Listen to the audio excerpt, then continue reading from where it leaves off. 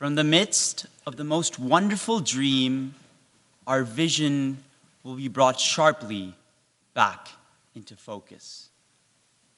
When the bagpipes of graduation day start playing, and we're all wrapped up in our warm Applebee cocoon, and our eyes do not wish to see the world outside, we will have to make a choice. To stay or not to stay. That is the question.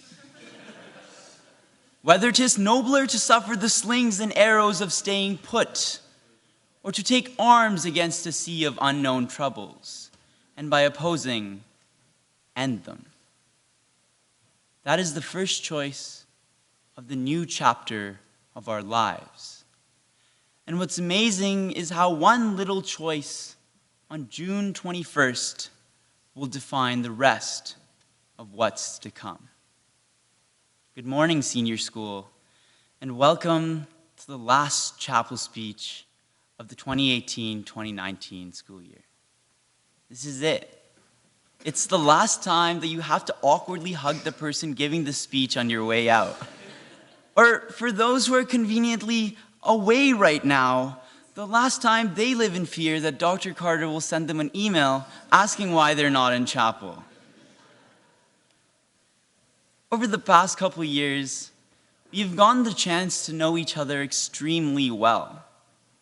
Whether it's been through community weekends, co-curriculars, academic classes, an extremely long and rigorous activity consisting of over 30 days of missed school and insane amounts of research into really mundane and useless topics which serve no real-world purpose, love you, Reese, or for the Pools boys, house-wide morning run lists, we have made many bonds with people which we would never have thought likely before. In 16 days, we will graduate and leave this place.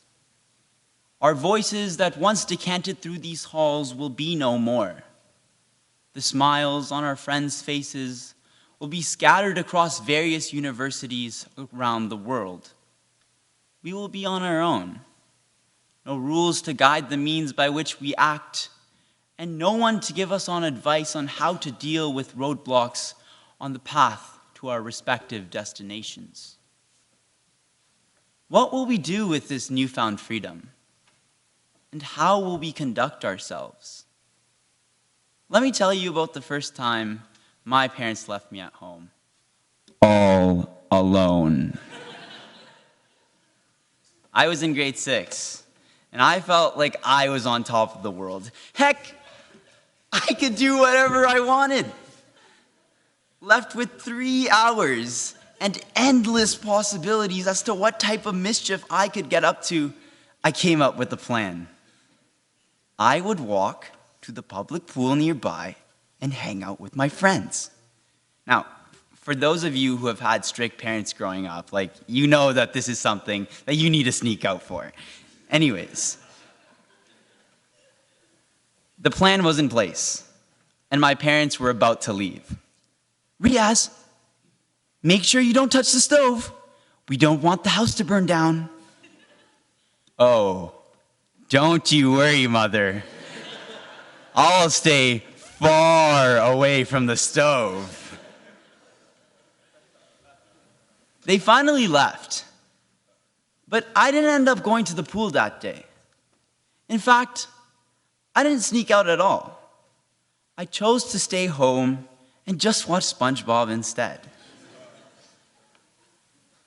When left with total control over our own actions, we often choose to stay put.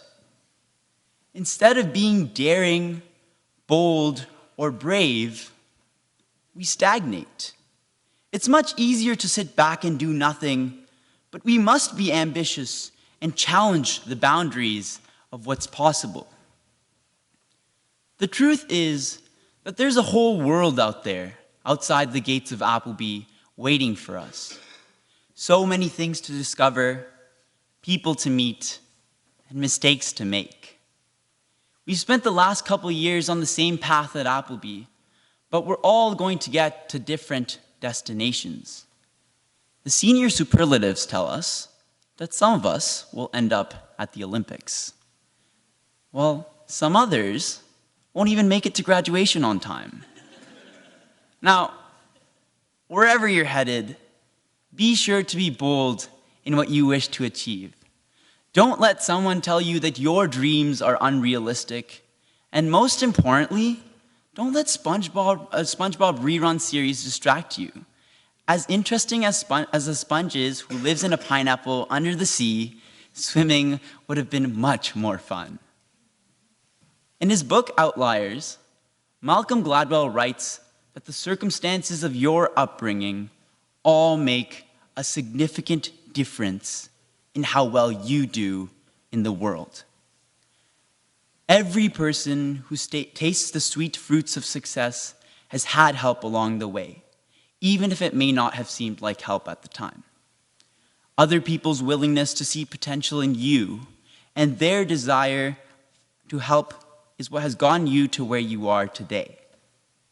Before you leave this school, take some time to think about who has helped you along your journey. Thank them for all that they've done. There are so many people who want to help me succeed. My parents, who left everything behind and everyone behind they had in Bangladesh in order for me to get the type of life that they could have only imagined when they were kids. Mrs. Simone and Mr. Dion for being wonderful scholarship coordinators and making sure that I had the tools to succeed at Appleby. My debate coaches, who put in so much of their own time to help spark and facilitate my interest in debate, perhaps the most memorable part of my high school experience. But most importantly, each and every one of you in this chapel today has helped to get me to where I am right now. Our interactions, no matter how big or small, have helped make me the person I am today, and I will be forever grateful for that. In the way that others have contributed to your success, you can also do the same. Always look for the potential in people. Don't look at where they are now, but where they could be, and help them on their journey, just as people have helped you on yours. Senior ones, you're going to be moving into boarding next year. There's going to be lots of trials and tests as you learn to live and work with your peers. Help one another. Be kind to each other. As the days, weeks, months, and years go by, you're going to forget about this speech. Odds are, you're going to forget about me. I'm going to become a single speck of dust in the sandpit of memories that make up your life. That's okay. You'll meet many people, lots of whom will forever disappear from your memories after a certain period of time. But never forget your roots. Never forget who you are and what makes you that way. Take pride of the circumstances which have contributed to the building of your character, values, and attributes. Don't forget to appreciate all that your parents and closest loved ones poured into you in order to make you, you. No matter how wide your wings spread or how far you may go in life, always remember to appreciate your roots.